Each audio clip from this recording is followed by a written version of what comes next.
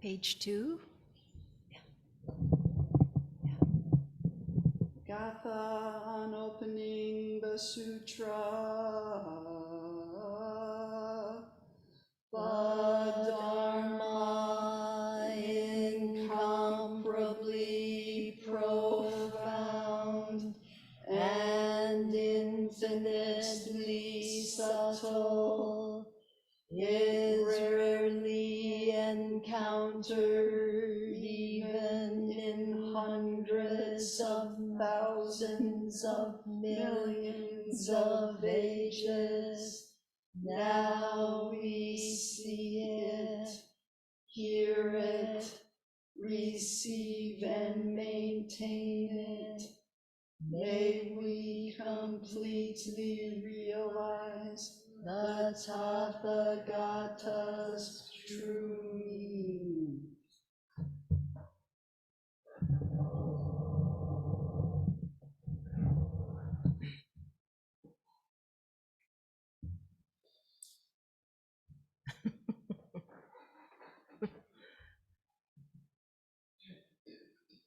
The men are on Zoom and the women are in the Zendo.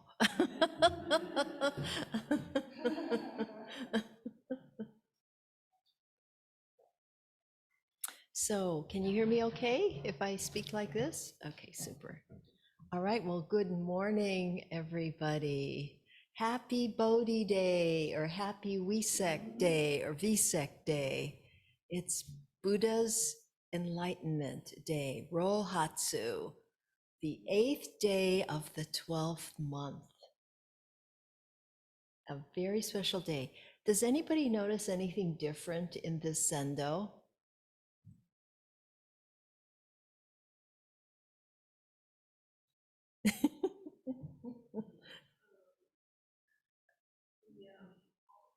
The altar cloth.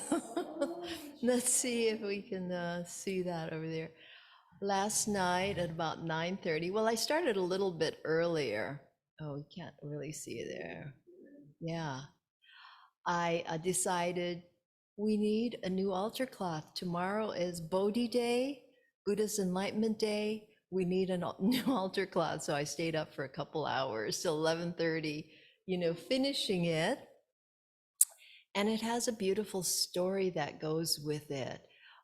In February, I and 19 of my hula students mostly went to Big Island to for a hula and meditation retreat. And while there,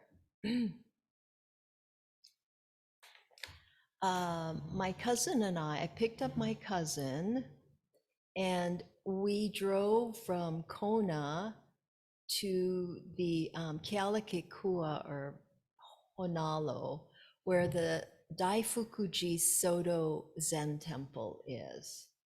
And we went to see Jiko Sensei, Mary Beth Jiko Nakade Sensei, to say hi, have lunch with her, see her beautiful old temple. It's over 100 years old now. It's 110 years old. And while we were there, Jiko Sensei said, I know exactly what I want to give you. I said, really? What? She said, I have this altar cloth that was at our 50th anniversary of the temple in 1964.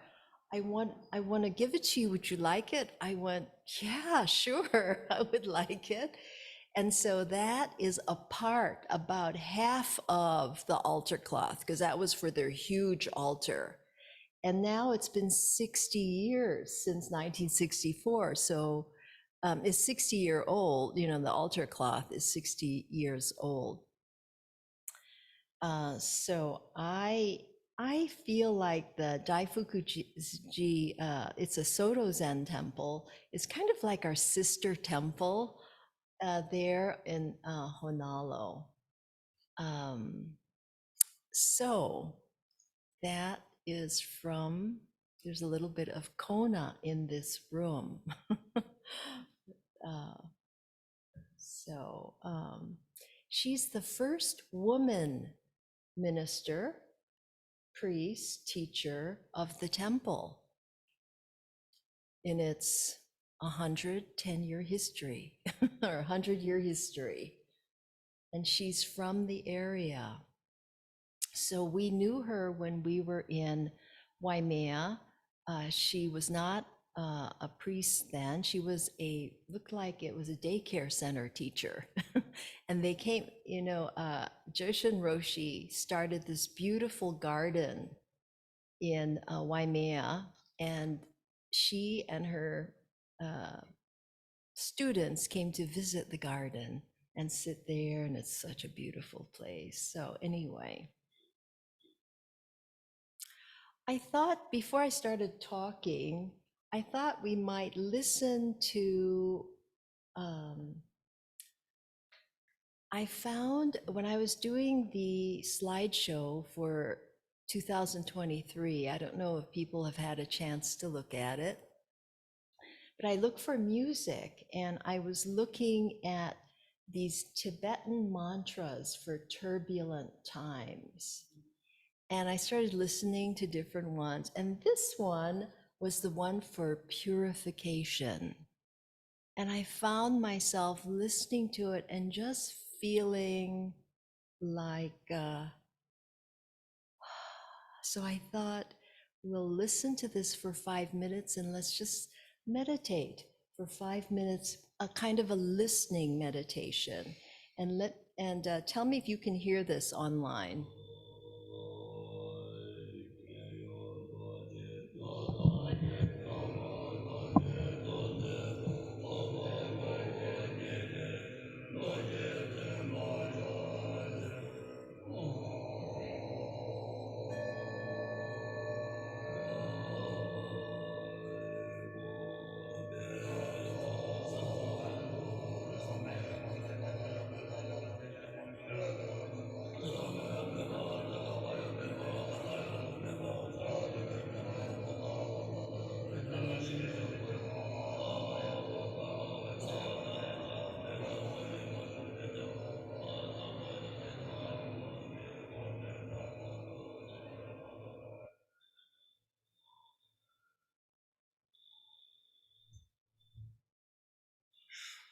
Benza Satum, Benza Satum, Benza Satum, Benza Satum, Benza Satum, Benza Satum, Benza Satum, Benza Satum, Benza Satum, Benza Satum, Benza Satum, Benza Satum. Benza Satum, Benza Satum,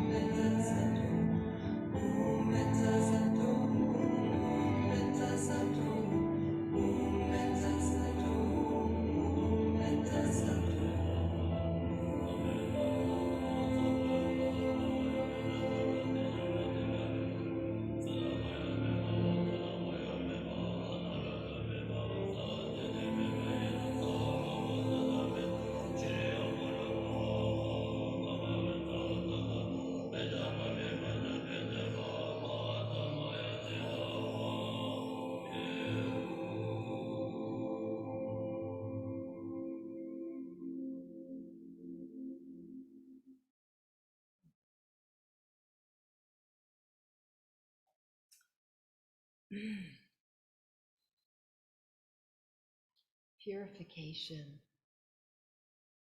I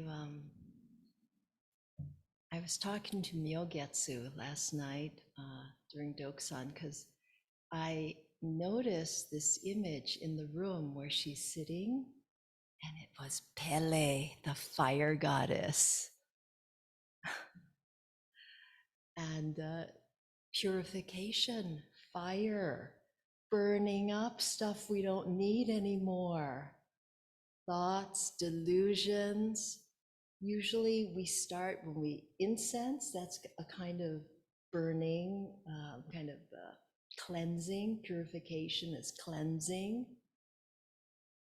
Water, when we do ceremonies, we always like cleanse, bless, before we do something important, a ritual that marks something important. So,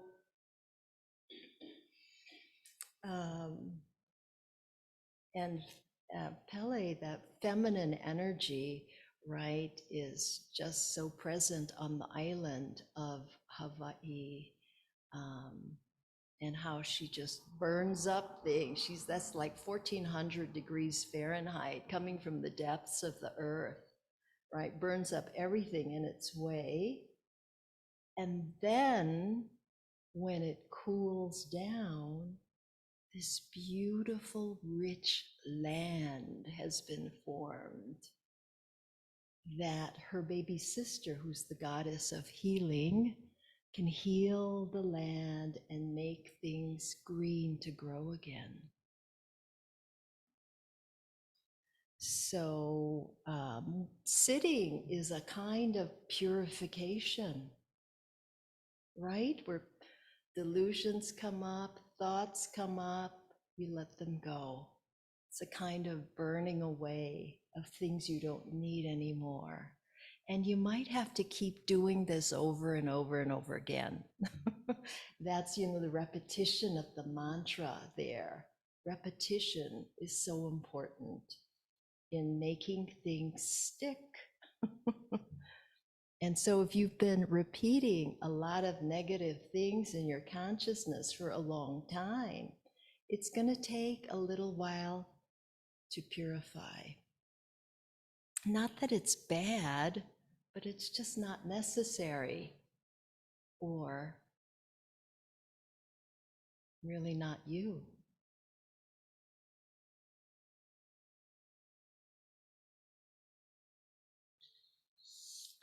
So I remember the story of the Buddha. I learned it in Sunday school at the Pawilo Honganji Temple in Pawilo, Hawaii, rural, very rural community. Sugarcane plantation was the big economy there growing up. And so there were a lot of different ethnicities that worked the plantation, my grandparents included. Almost in those days, you know, it was kind of like, I don't know if slave labor was what you would call it, but they were contract laborers coming from Japan because they needed workers for the big sugar cane plantations. So Buddhist temples sprung up because there were a lot of Japanese people who came. And I remember that temple, a lot of funerals would be held there of community members, Japanese community members who had died. And I would remember my father, you know, worked as a mechanic. So he would always be like greasy and dirty, but I was remembering he liked to have his work clothes starched, and his blue shirt was about the color of the zabatons that we're washing, and dark pants, and he would want them like starched, you know, so that when it was dry, it would stand up. It was that much starch in them, right? And then you sprinkle water on, and then you'd iron with a iron, and he liked that. Anyway, at the funerals would be when I would see him cleaned up, and he would have like a white shirt, and he looked so different, you know, than his usual work. And then the other thing I remember about those Buddhist funerals was where 3 priests would come and chant the Heart Sutra as people would go up and offer incense. And one priest in particular, Shiba Sensei, beautiful voice, sonorous, chanting voice. I would just be wrapped in attention, you know, in my, I was 9, you know, my grandfather died, there was a big funeral there, and I would just listen to the chanting. And so it was so beautiful to come and, you know, meet up with Joshin, my college sweetheart, and to start practicing Zen and find out, oh my God, they're chanting the Heart Sutra just like my Honganji days, my Shin Buddhist temple days.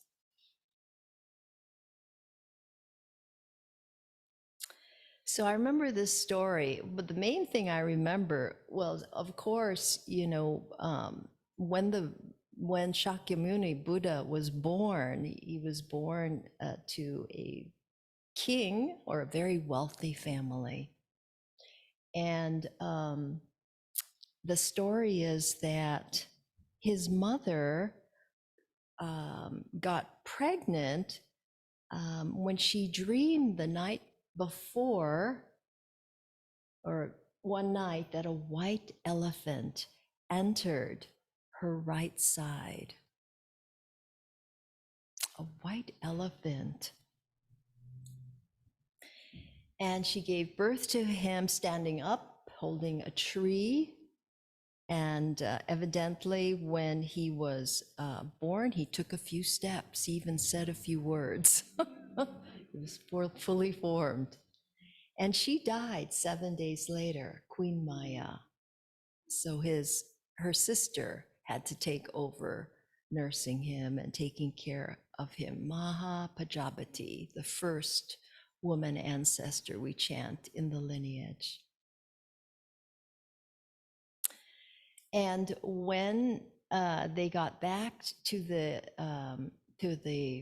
kingdom, the castle, or the beautiful home, he was brought before, it said like 8 seers or something, and they all prophesied that he would either be a great king or a great spiritual person. And only one of them said he's going to be a great spiritual person. Especially if he saw the suffering of the world. And so his father, King Suddhodana, wanted him to be his successor, a king, so protected him from any kind of suffering within the palace walls. Very privileged. As I would say, I am. I don't know if you would say that for you, but I would say I'm quite privileged. It's similar in a way to the Buddha. What I especially remember is that he had a white horse named Kantaka. I remember that name still. Beautiful white horse. And evidently this horse was like the best in the palace. And a thing that crown princes had to do was they had to show their prowess on a horse in different little competitions. And so he did. He defeated his cousin Devadatta in archery on the horse, another cousin Anuruddha in a horse riding competition, and then his half-brother Nanda in swordplay. I just didn't know all those things about his growing up.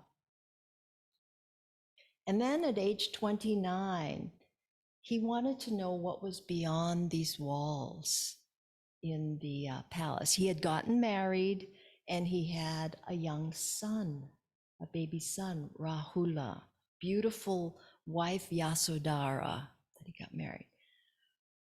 So Chana, his servant, took him with his white horse, Kantaka, out, and they saw 4 things that led to him leaving the palace, this life of privilege and luxury. So the first he saw was an old person, and he said, "What's this?" And Chana said, "Yeah, it happens. We get old."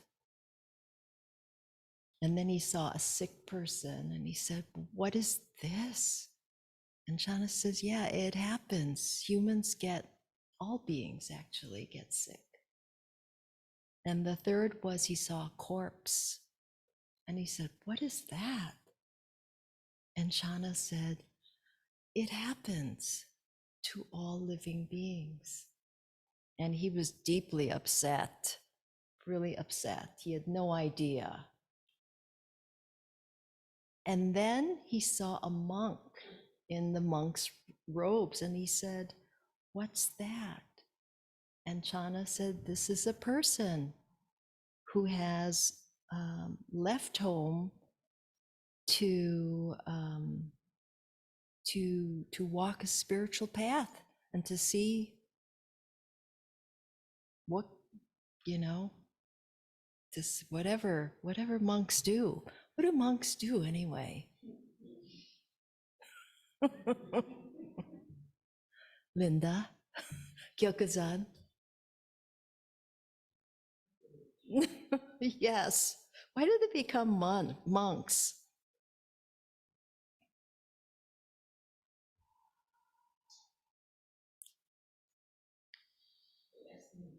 Yes, I'm asking you why.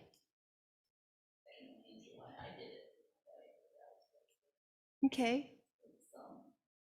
Oh, how about a microphone? I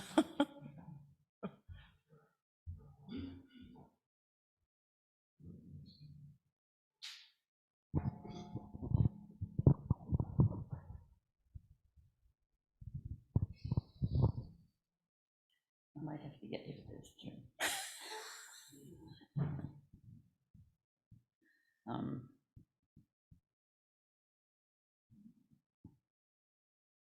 I guess you could call it, formerly you could call it living by vow, I guess.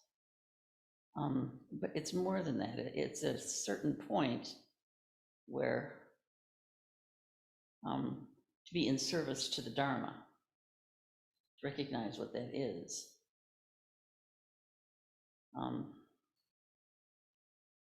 It's a very personal choice. It's not public. Although I realize that the minute I put on robes, it's very public. Sometimes I wish I'd done it privately, but I didn't. It seemed like the completion of something that I had been searching for all of my life, and this completed it. I don't know. I don't know how else to explain it. It's really more. It's really more of a feeling. Mm-hmm.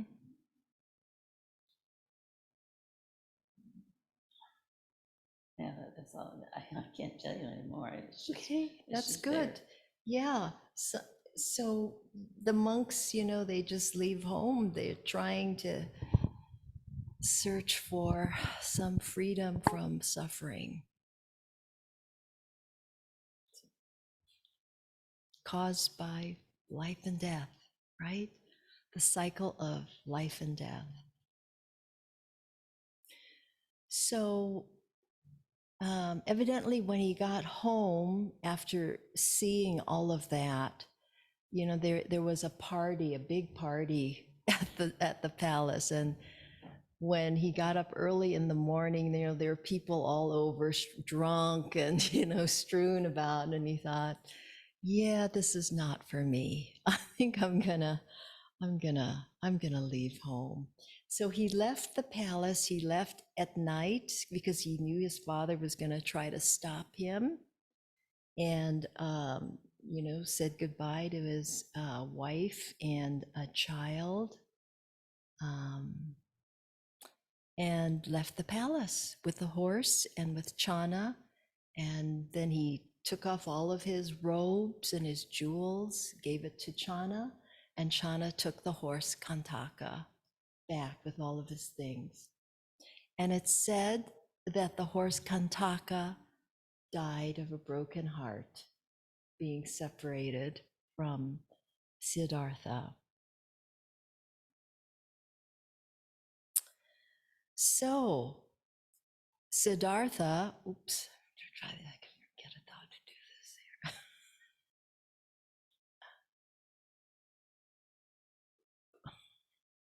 Okay, here we go.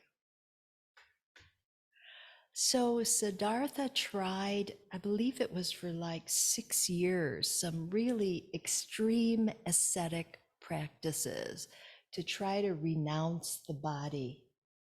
Fasting, no sleep, meditating, and trying to, it says, conquer the inner appetites, right, of food, sex, and comfort. All these yogic disciplines he was trying. Well, he was eating, like I heard, 1 grain of rice a day and not drinking anyway. He was like near death. And he went to get a little bit of water from the river and, fell in. Somebody had to help him out. He was so weak. And he thought, this is not the way. And Roshi tells this great story about Sujata, the milkmaid, right? Who dreamed that she needed to go into the forest and collect milk from like 1,000 cows and put it all into like 500 bowls, feed it to the 500 more cows and get their milk and, you know, concentrate it in one bowl and feed it all the way down till she had this bowl of very rich milk from many different cows to them. And she didn't know what she was supposed to do with this. And so she wandered to a tree where the Buddha was sitting under, weak and emaciated. And she said, "Oh, would you like this milk?" And he took a drink and revived with this miraculous milk. And he said, "Okay, this is not the way." But he said, "I'm going to vow to sit under this tree until I am enlightened. I realize the truth of suffering and what can be done, an end to suffering." And so he sits under the tree. And when I was with Eve Marco in Montague, we went to visit, you know, the Peace Pagoda, and they have a cutting from the actual tree that the Buddha sat under. I think it's like the 6th generation of a cutting, and it's growing. It's a nice little tree out there. So in the Pali Canon, there's several stories, but this, the Buddha is describing his enlightenment in 3 stages. He says, or they say, during the first watch of the night, the Buddha discovered all of his past lives in the cycle of rebirth, realizing that he had been born and reborn countless times before. During the second watch, the Buddha discovered the law of karma and the importance of living by the Noble Eightfold Path. And during the third watch, the Buddha discovered the 4 Noble Truths, finally reaching nirvana.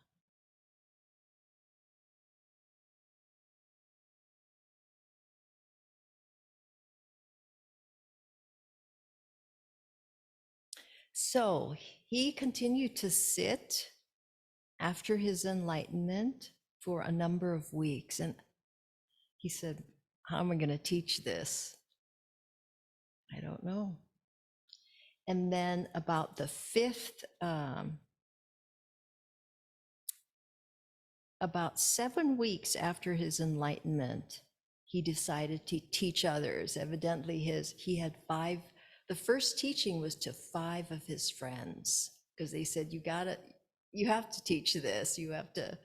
And so his first sermon was called The Middle Way, which is one of balance and not extremism. It was in a deer park in Sarnath on the outskirts of the city of Benares. He said, "I teach one thing and one thing only, suffering and the end of suffering." He taught the 4 Noble Truths, which is there's suffering exists, there is a cause of this suffering. This cause of suffering can end. And 4th, the path. There's a pathway to take, and that's the Eightfold Path. And then he soon had many followers and disciples, and spent the next 45 years walking around northeastern India, spreading his teachings. And although he presented himself just as a teacher and not as a god or object of worship, it is said that he did perform miracles along the way, many miracles in his lifetime. And he died at the age of 80 in Kushinagara. Evidently, he had been served a tainted piece of meat or mushroom, and he accepted and died.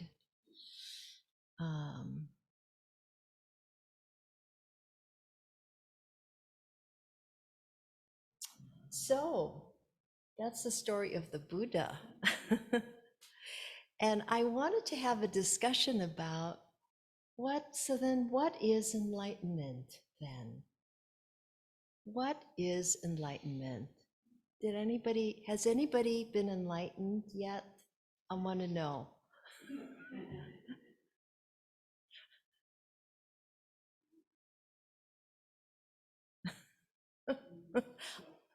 No, not yet. Huh? So, right. Yeah, what is enlightenment? That's a good question, right? Because it's not the reason that we sit, right? Although when we sit, it can create conditions that can help with enlightenment. So I've been reading this book, No Gate, Gateway, by David Hinton. And for those of you studying koans, it's the first koan book, The Gateless Gate. David Hinton, and he's very intellectual, but I really like the way he thinks and the way he writes about enlightenment. But first, about the author, Wu Men Quan. Wu Men Huika. Well, I don't know why Quan is there. Oh, this is the original Gateless Gate. That's what it is, Wu Men Quan. And Wu Men is the author of this, Wu Men Huikai, which means no gate, prajna clear. No gate, prajna clear. That's what his name means. Now, those of you who have Dharma names, you've got,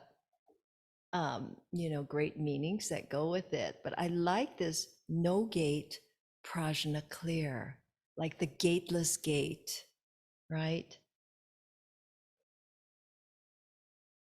So he was indeed a quirky Zen master, lived 1183 to 1260. Yeah, Zen has a lot of quirky Zen masters in it, me included. Well, anyway, I don't know if I'm quirky, but anyway. So the Sung dynasty, when he lived, was a golden age of Zen arts, poetry and calligraphy, especially, and also the apex of landscape painting. You know those beautiful Chinese landscape paintings? So No Gate received transmission in this rich time, and what did he do with it? He just roamed around, unkempt, long beard, dirty clothes from temple to temple. But his teachings were really clear. So clear that in 1284, at the age of 64, the emperor asked him to head up a big monastery near the capital, the Chinese capital. So he did, and he was there for a decade or so. So if you're an artist, intellectual types, those were the types that really liked Zen in those years. Artists, intellectuals. There. Well, they saw Zen or Chan as a practice that cultivates profound insight into the empirical nature of consciousness and cosmos. empirical. I had to look up what that meant. I've forgotten what it meant, but it seems like, just the basic nature of conscious. And thank you. Thank you. That's what it meant. Thank you. Hogetsu. All right, so that is the essence of Zen. You're gaining information through your senses and not your intellect. So you got to let go of the intellect for Zen practitioners to really be present to your life as it is. Otherwise, it's what you think it is, and I don't know about that.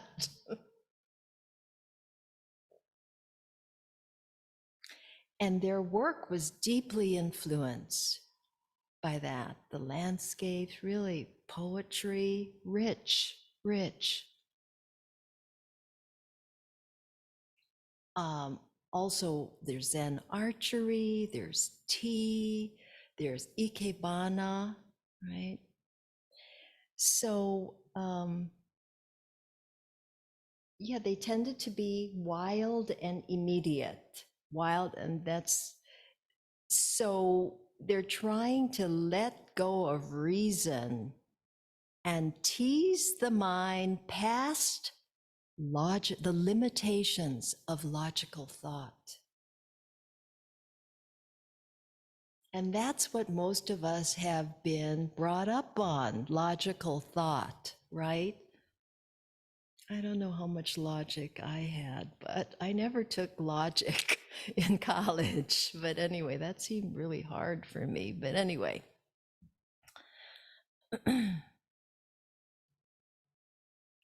So,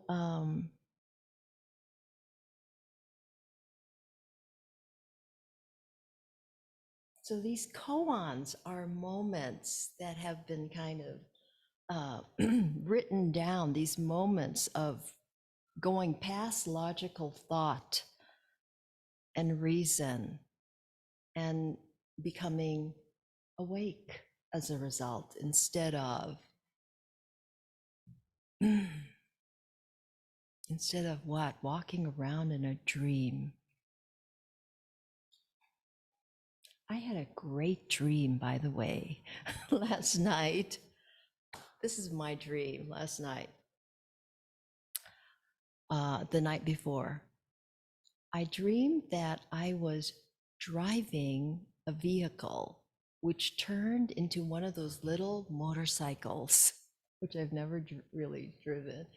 And I was going really fast, and I was going, oh, so this is what it's like to, to do a motorcycle.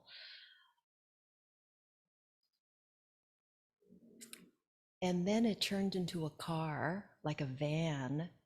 And then it was like a road in Hawaii, a really country road in Hawaii. And it went off the road, and it was like wild, it was actually not wild. It was more like Hawaii has many climates, and this one was like a desert climate. And I just kept going. I didn't really care. It was off the road. And then it was going off the cliff into dark blue waters, the ocean. And then I thought, there's something in me. So, you know what? This is a dream. I think I'm just going to go with it. Usually I would go, whoa, but I thought, so it went off the cliff, my van, and I said, okay, now the van is going to turn into a boat. And it did.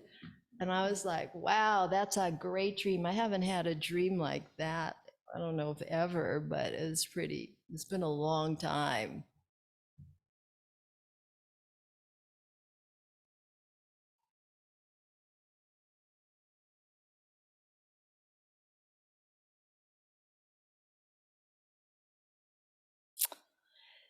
Yes. So David Hinton is saying that Chan is an amalgamation of Taoism and Buddhist meditation, which I think is really fantastic.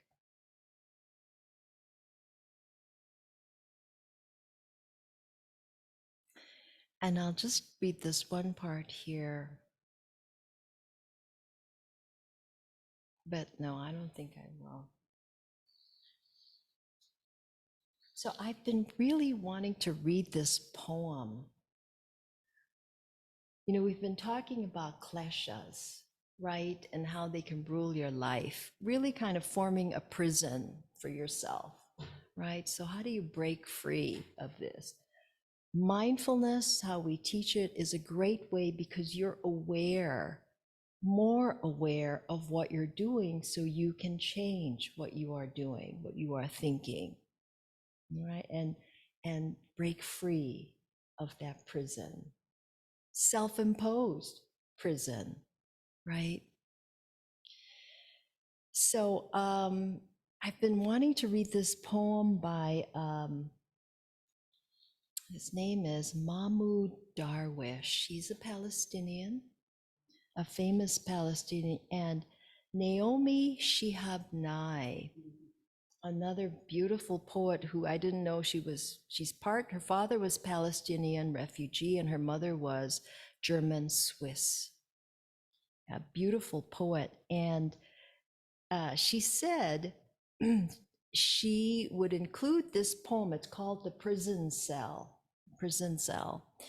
in her first anthology for young readers. And she hadn't met the poet in person yet.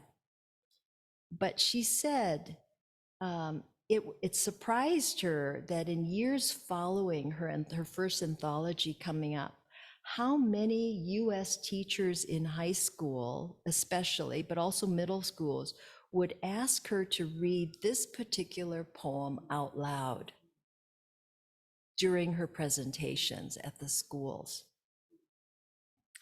So she says, somehow Darwish's simple, strong poem, The Prison Cell, had the power to encourage people to sit up straighter, take note, and discuss or contemplate issues of injustice as they recognize them. Latino students in Santa Fe, for instance, seemed profoundly moved by the poem and the possibilities of reclamation and enduring power it suggests. And then she found herself on the same stage with Darwish, you know, who was reading his poems in Arabic, and he didn't want to read the English translations, so she read them. He felt his English wasn't good enough. And then he died in August 2008 at the age of 67. And she also shared this one story. Her husband is a photographer, Michael Nye, who went to the West Bank in a Palestinian refugee camp for days taking pictures of the camp there. And he said that he was followed around by this little girl saying, take my picture, take my picture. So finally, he said, okay, I'll take your picture. And so she held up a little tablet with some Arabic writing on it. And he took the picture of her. It's really cool. It's here. I'll pass that around here, of her holding it. And then through a translator, she said, this is my poem. This is my poem. I want to take a picture of me and my poem. So through a translator, that's how he found out that that was her poem. And then they got it translated. And Naomi put this in her book, which she got some feedback from some really angry scholars saying, that is Mahmoud Darwish's poem. That you didn't give him credit, you didn't give him credit. So Naomi was going to meet him for the first time in this public reading. And she showed him a copy of her book, and she sheepishly said, please forgive me, I didn't give you credit for this poem. And she showed him the picture, because it included the picture. And he stared at it closely, and tears started streaming down his eyes. He said, "Don't correct it. It is the goal of my life to write poems that are claimed by children." Isn't that a beautiful thing? Oh my gosh. So this is the poem. The prison cell. It is possible. It is possible at least sometimes. It is possible, especially now, to ride a horse inside a prison cell and run away. It is possible for prison walls to disappear, for the cell to become a distant land without frontiers. What did you do with the walls? I gave them back to the rocks. And what did you do with the ceiling? I turned it into a saddle. And your chain? I turned it into a pencil. The prison guard got angry. He put an end to the dialogue. He said he didn't care for poetry and bolted the door of my cell. He came back to see me in the morning. He shouted at me, "Where did all this water come from?" I brought it from the Nile. And the trees? From the orchards of Damascus. And the music? From my heartbeat. The prison guard got mad. He put an end to my dialogue. He said he didn't like my poetry and bolted the door of my cell. But he returned in the evening. Where did this moon come from? From the nights of Baghdad. And the wine? From the vineyards of Algiers. And this freedom? From the chain you tied me with last night. The prison guard grew so sad. He begged me to give him back his freedom.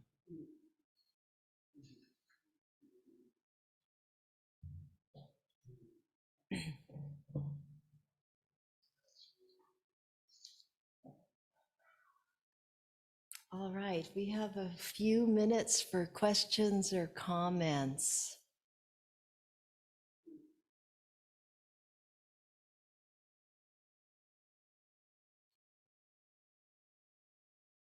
Wow. That poem, that ending, right? The prison guard, he begged me to give him back his freedom of ignorance, right? Freedom of ignorance.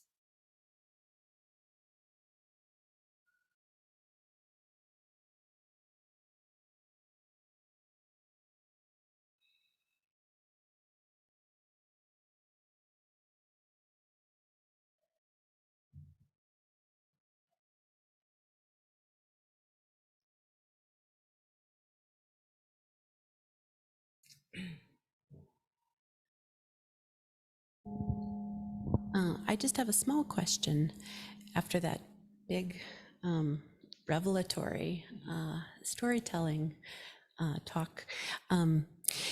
The book that you are holding or referring to, is that a translation, or is it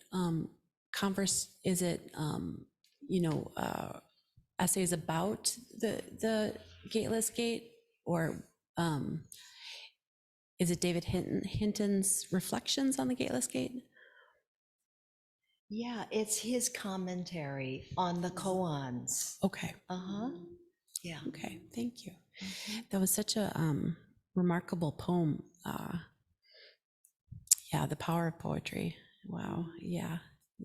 It's like in that last line, it was like a magician revealing a dove in his bare hand, letting it fly. It was just the power of poetry. Yeah. Power of poetry, yeah. I got to get back to writing some poetry. Maybe today.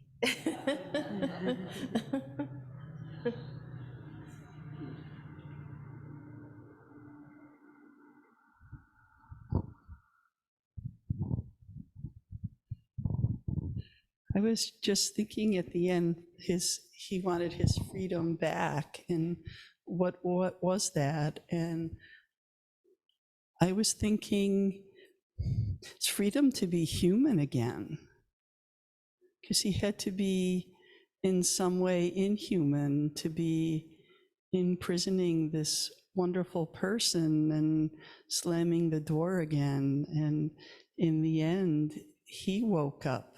He had an awakening.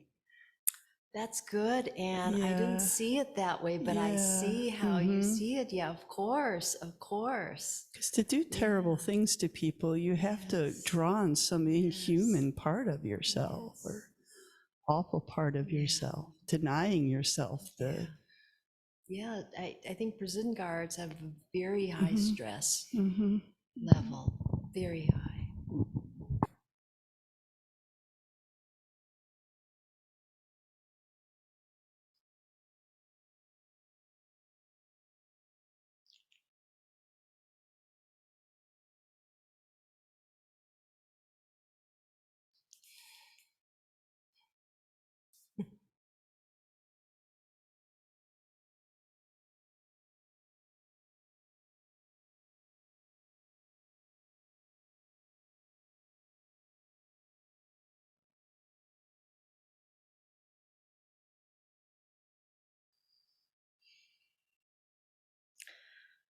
Did you see the picture online of the girl holding the?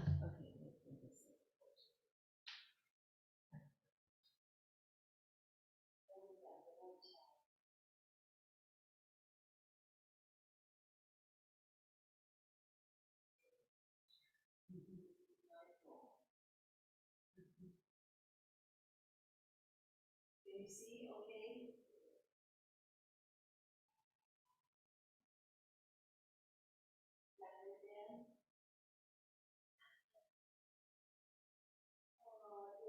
Oh, what's your doggy's name again?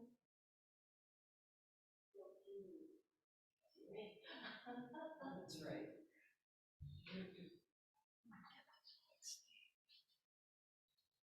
What was your doggy's name? He's so cute. He wants to be in part of this talk with you. He's so cute.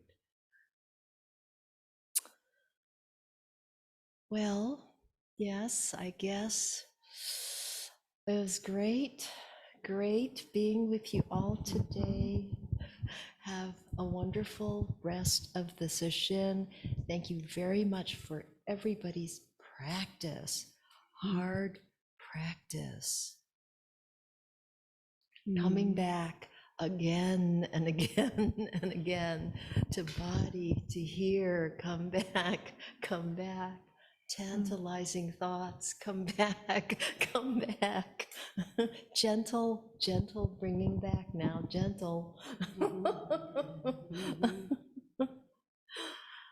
Okay. Okay. Thank you, Roshi. Thank you. Prepare for lunch.